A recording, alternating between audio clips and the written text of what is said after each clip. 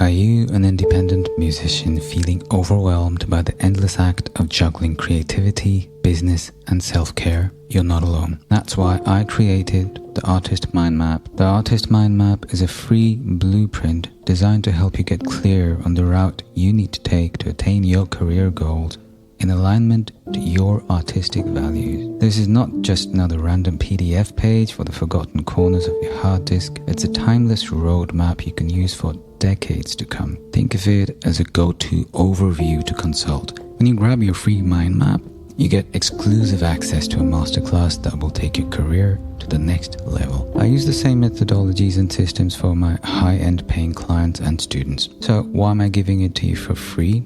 Simple. I want to build a community of artists who can count on each other for safe spaces. Music saved my life. I believe that you have all that it takes to be the artist you were meant to be, if you're willing to put in the work. And more importantly, understanding what that work is. And the Artist Mind Map was designed to help you do exactly that. So if this resonates with you, go to artistmindmap.com and download this resource. artistmindmap.com.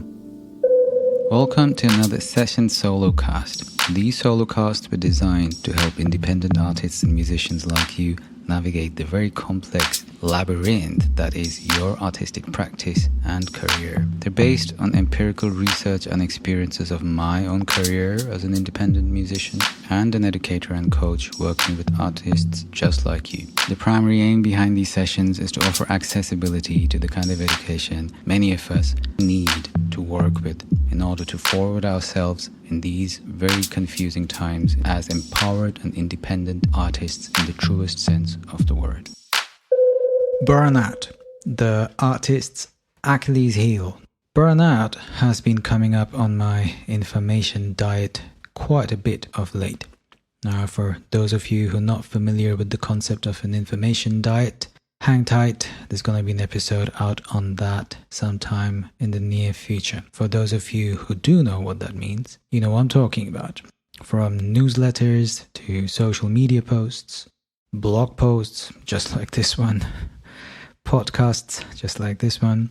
It's definitely another buzzword out there, for better or for worse. One which, however, is deserving of some unpacking. Chances are, if you're reading this, you've already heard some of the narrative revolving around this concept. The tortured artist, fueled by late nights, fleeting inspiration, and an insatiable drive to create. It's a romanticized image, the stuff of myth and legend. But when the dust of inspiration settles, what remains is unfortunately often not glory, but exhaustion. A sense of emptiness so deep that it can feel like our soul just went on strike. Burnout, dear creators, is the artist's Achilles heel. It's not mythology. It's a very real risk we face as practicing artists, especially those of us who've been at it for a while. But that doesn't mean everything you might have heard about it is necessarily 100% true or always applicable to your specific case. There are a few myths to bust here. So, in today's episode, I'm gonna try and address some. Myth 1. True art requires suffering. Myth 1. Somewhere along the line, we internalize the idea that struggle equals authenticity. If you're not sacrificing sleep, mental health, and relationships on the altar of your art, are you even a real artist? Full disclosure, I have personally been guilty of not just subscribing to this point of view, but practicing and even preaching it in the past. It took me years of repetitive lessons learned the hard way before I started taking notice of the most obvious. That it's a fine line between dedication and obsessiveness. And I took my own time to identify this line. But here's the thing. While the sacrifices associated with the practice of an art may actually be relevant in a very specific phase of your journey, It's not a sustainable foundation. Consistently producing meaningful work requires balance. You don't need to shatter yourself to create. Compassion towards yourself isn't indulgence, it's necessity. The most enduring artists cultivate a relationship with their craft rooted in curiosity and joy, not guilt and grind. So that was myth 1 being busted. True art requires suffering. Myth 2. Burnout is inevitable. Quote unquote, it's just part of the process. Now, I wish I could deny it, but I have heard some of the most credible artists and educators I've ever known say this, shrugging off exhaustion as an inherent rite of passage. But what if we question that? In my experience, burnout tends to sneak in when we conflate productivity with self-worth. Now, that's a loaded statement, I know, and one I feel brave enough to say only due to direct experience after years of seeing both peers, mentees, and myself falling for this trap. As deadlines pile up, opportunities feel fleeting, and the pressure to stay relevant looms large, a lot of us think we have no choice but to push through, often without realizing how deep this philosophy has embedded itself into our mindset, with or without our permission, and that this can actually never be a healthy approach to sustaining a healthy career. Here's where accountability steps in as a more reliable guide, not as a whip, but a guide. You can set boundaries around your practice. These can be around your time, your energy, and your consent that is in your control. The real question is, are you being proactive in doing this? So that's myth number 2, busted. Burnout is inevitable. No, it isn't. Myth number 3, burnout means you're weak. Let's examine this one. Burnout often comes with a sense of self-flagellation. Why can't I handle this? Everyone else seems to manage just fine. Do they? Are you sure? The roots of this can lie in multiple sources, including peer pressure, past trauma, limiting beliefs, or just a general lack of clarity regarding our artistic profiles and personas. So here's something I'd like to share that I suspect you might not hear enough. You ready for this? This is big. Burnout is not a moral failure. Listen to that again. Burnout is not a moral failure. It's a system failure. It's your body, your mind, your creative spirit waving a red flag saying something's not working. Acknowledging this is not weakness, it's wisdom, it's recognition. Recognizing the prospect of heading towards a potential burnout is the first step towards recalibration, not resignation. A burnout doesn't mean your life is over, it doesn't mean your career is over, it doesn't mean your artistic practice is over. So that's myth number 3, we just busted. Burnout means you're weak. Wrong. Myth 4. If you slow down, you'll fall behind. The fear of irrelevance is a heavy weight for many artists. Now, I've talked about this in a past episode and blog post, the fear of irrelevance and how it affects us artists. The constant churn of content, the unending race for visibility. It's no wonder that a lot of us are carrying that feeling that taking a break is the equivalent of career suicide. But here's the kicker. Rest isn't just a recovery tool, it's a power move. Let me say that again. Rest is not just a recovery tool, it's a power move. Now, this might sound counterintuitive to a lot of advice floating out there, but creativity flourishes in the spaces where you're not grinding. You can't grind art. It needs balance. A balance of doing enough and not doing. Some of the most innovative breakthroughs happen when you step back, and let your mind wander. Growth without rest is simply not possible. And that's not even a tenet limited to art. I say that as a certified PT who works with personal clients on fitness goals and physical autonomy as well. You can't grow without adequate rest. You want to build a muscle, half of the equation is giving it enough rest after you've put in the exercise, after you've put in the workout to grow that muscle. So slowing down doesn't mean you're losing momentum.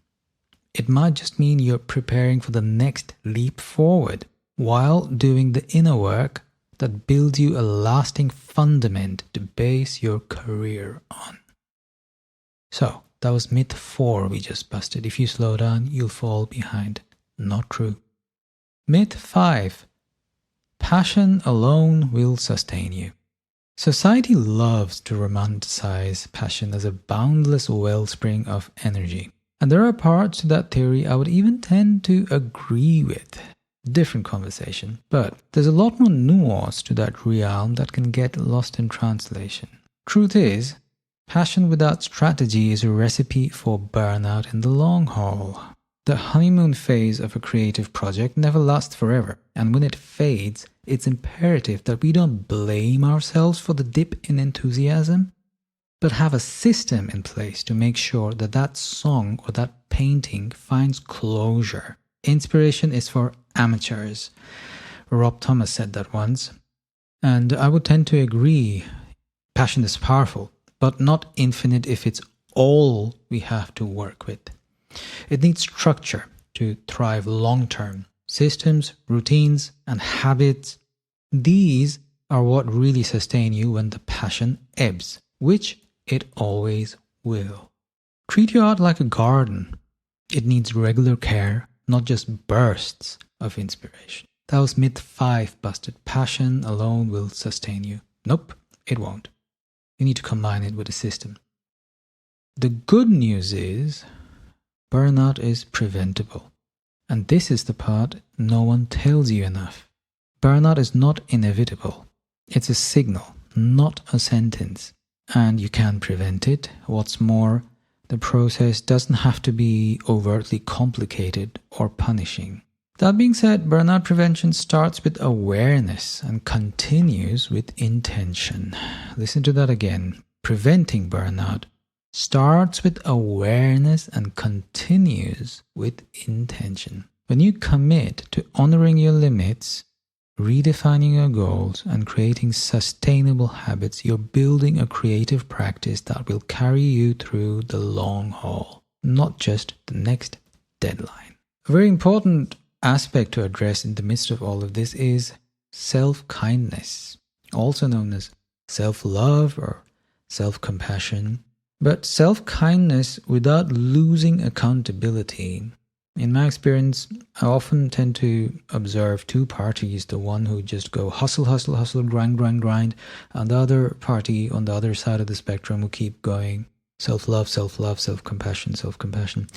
Both of them are true, but only when they combine somewhere in the middle. Walking that line, striking that balance, again, is the key to the matter. So, how do you walk the line? Number 1, listen to your body. That nagging headache, that extended lack of enthusiasm, they're probably trying to tell you something. Don't silence those signals. Number 2, redefine success. Instead of asking, did I produce enough? Ask, did I nurture my creativity today for a long-term practice?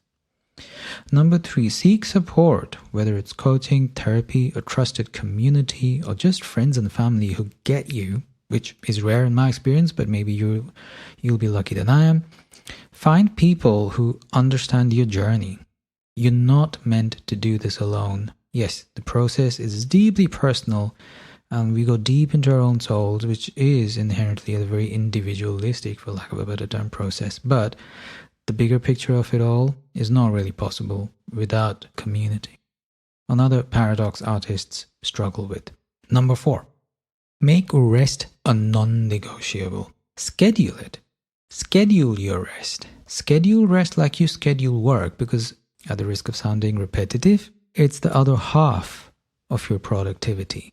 How well you perform is defined by two halves. One, how much work you're putting in, and the second half being how much you rest. You're allowing yourself in order for that proactive part of your process to really bloom. Rest is anything but wasted time. It's a creative investment, so schedule it into your regular routines. These 4 points which I just mentioned, they were in direct context to balancing self-kindness without losing accountability. I thought that deserved a little bit of an extra mention. But now I'm going to give you bite-sized actionable steps you can implement right now to prevent any potential burnout. Here are a few bullet points for you to take away. That'll help you. Now keep in mind, there is no one-size-fits-all solution for artists to deal with something this nuanced, but these steps are definitely a good place to start. So you ready for this? I'm going to give you 6 actionable steps. Okay, let's go. 6 actionable steps to prevent burnout. Number 1, audit your time. Take a week to track where your energy goes. Are there projects or activities draining you that could be delegated, delayed, or dismissed? Moreover, how can you actually plan your time better? How much time are you actually assigning to each of your projects? How much time do you think is actually optimal to assign to each of these projects? And how much time are you actually spending on these projects? And the best way to monitor that is by auditing your time.